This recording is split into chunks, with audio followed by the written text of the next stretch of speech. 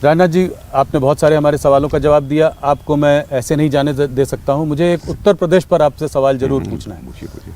चुनाव करीब 1.5 साल में उत्तर प्रदेश में भी आ जाएगा। बिल्कुल, सरकार बनाएंगे।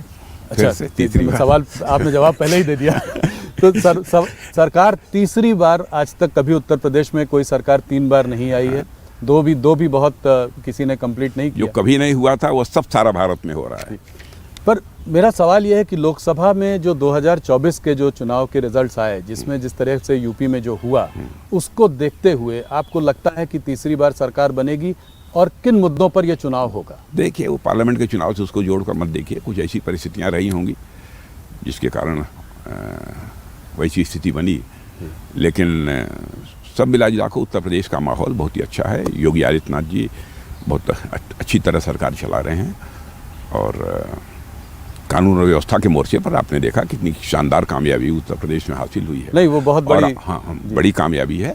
और आपने यह भी आप स्वीकार करेंगे कि विकास की पहली शर्त होती है चुस्त दुरुस्त कानून व्यवस्था। यदि कानून व्यवस्था चुस्त दुरुस्त है, विकास तेजी के साथ होगा और हो रहा है। तो अगला चुनाव में मुद्दा, विकास का मुद्दा लेकर आप लोगों के बीच में जाएंगे? हाँ, विकास का मुद्दा तो हम बराबर हर चुनाव में लेकर जाते हैं। जहाँ हमारी गवर्नमेंट है, दोबारा जी हम तिबारा हम चुनाव ही लड़ते हैं, तो विकास का मुद्दा हमारा एक अहम मुद्दा होता है, क्योंकि चूंकि किया है जी, साफ लोगों को दिख रहा है।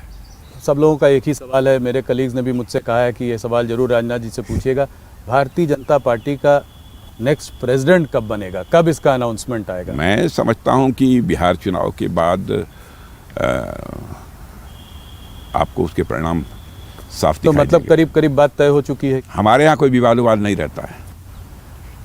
हमारे यहाँ 4 लोग बैठते हैं, बस चीजें तय हो जाती हैं। इतना समय क्यों लगा? मोहन भागवत जी कह रहे थे कि अगर हमारे हाथ में होता तो हम तो कब का बना देते। तो समय क्यों लग रहा है? कुछ आरएसएस से खींचातानी चल रही है इस मामले में? नहीं, आरएसएस से खींचातानी क्या।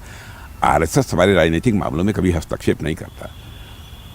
यह बात सच है कि हम राष्ट्रीय स्वयंसेवक संघ के स्वयंसेवक थे, हैं, रहेंगे।